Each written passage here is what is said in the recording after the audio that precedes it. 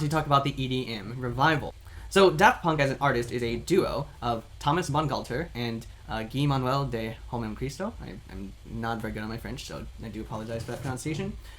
Who were undoubtedly foundational and helped to lay the path for EDM. So Daft Punk kind of is on this early wave that really helped to introduce the sound of EDM back to the world, and especially the United States. Now remember, I mentioned that disco as a genre and a sound had never really been forced back underground in Europe the way they had in the United States. That means people like Daft Punk, who were French, got to really take the sounds and iterate on it and continue developing it and continue to work on it in the discotheques and the clubs and until it was refined into what could be brought back as EDM. So in 2001, Daft Punk's album Discovery was on the front end of this EDM explosion, and it was an album that combined elements of soft rock, disco, and house in a unique French flavor that was called the French sound or the French touch. By 2006, they also were influential in presenting a live show of their music at Coachella with this lit-up pyramid that became iconic to their image, and that helped basically to usher EDM back into the US mainstream after being underground in clubs for years.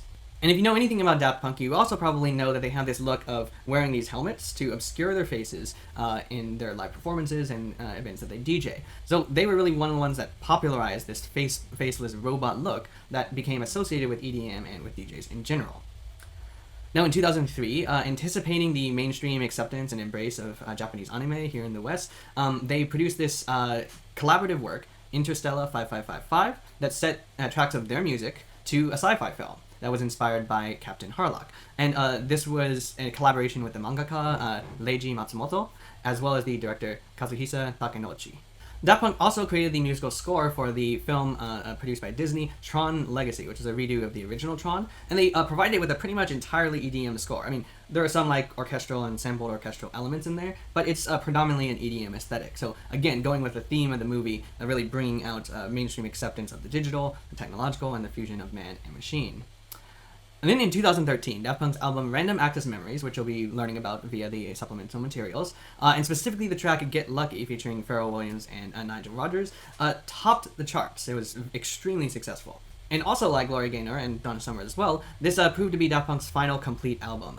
Eventually the two were still active in producing other projects or collaborating, but the two decided to split and go their separate ways, and mostly continue to just release legacy work ever since. So much like Donna Summer and Gloria Gaynor and disco in general, as we'll see also paralleling what happens with EDM, the career of Daft Punk is one that shines and burns brightly, maybe for about 10, 15 years, and then it burns out. And so what we're left with is sort of the glow, the afterglow of their influence in music, even after the artists themselves have retired.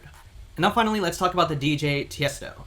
So born with another name here, I'll try my best to pronounce here, Tige Michel Verwest, that would be from the Netherlands. Tiesto has been hailed as the godfather of EDM. So now, Tiesto originated as a trance artist who had his breakthrough notoriety in 2001 with the album In My Memory. And then from there, he became famous for hosting these Tiesto solo concerts in which he alone as a DJ would DJ about 6+ straight hours of music without any other artists to alternate or to introduce for him. So he would create these long, extensive concerts of his music and remixes of other people's music that could just keep people at festivals and concerts dancing for a long time. So for some other achievements, in 2004, Tiesto played the Athens Olympics opening ceremony, symbolizing another big achievement of mainstream success for EDM. He also set records with 26,000 in attendance at an arena concert in Los Angeles. This record has since been surpassed, but it was very notable at the time. And then continued, even up through the 2010s, jet-setting to DJ shows all over the world. As we'll see, influential DJs like Tiesto were able to play music at festivals or concert shows, taking commissions of $250,000 per show on average. So this became a very lucrative industry for people like Tiesto who would go to DJs these big dance music concerts. In 2017, Tiesto's income was reported to be $39 million that year, which again was probably his peak, but is quite notable for that amount. And Tiesto's success, both financially and artistically, paved the way for other DJs like Avicii, Martin Garrix, Deadmau5, and many, many others to rise to mainstream acceptance in the EDM world. Now, this mainstream success of EDM as a genre has led to some lasting influence that we feel in our music even to this day. So while the fears that I and others had back in the 2000s about EDM taking over popular music and completely displacing live performance or live vocals never materialized, the influence and the lasting impact of EDM, even though as a genre it's sort of maybe faded or settled back into sort of a manageable niche, the influence of EDM continues to this day. Particularly, the musical elements of EDM have been integrated with pop music into a genre that we can know today as electropop. However, we don't really go around calling things electropop. It sort of just is the new paradigm, the new state of pop music today. So it's not so much that we look at the music being made now and say, oh, we're now listening to electropop. It's more like the impact of EDM has become so pervasive in today's music that we don't even question it. And so we can certainly call it the name of electropop. I think most of the time we don't even really think about the way that EDM has influenced the music we continue to hear. And of course, a big part of that same dialogue goes to the influence of hip-hop and of rap and R&B, but as we mentioned with Kraftwerk and Yellow Magic Orchestra, those two have been influenced by early EDM. So you see the influence of EDM is just woven through pretty much everything at this point.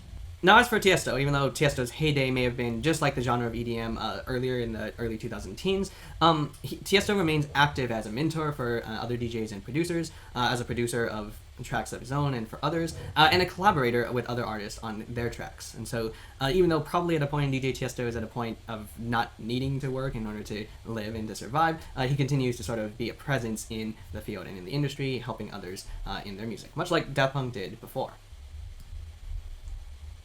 And that's going to do it for this week's Soundbites video, just a quick introduction to the through line of disco to house and techno and leading to EDM, as well as some of the major artists that you want to know from these genres. Again, could have picked dozens of possible case studies, but these are the ones I chose to focus on to really give you a sense of the landscape. As for this week's supplemental materials, definitely be sure to pay attention to the elements about the backlash against disco, which will be one of the subjects for our flip video discussion. There's a long article about that, as well as the documentary on Disco Demolition Night.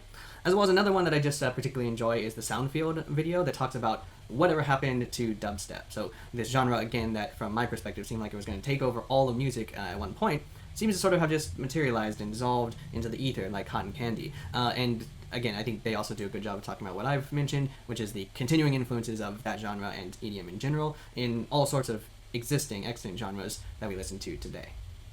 Alright, and with that, I'll go ahead and say bye-bye for now.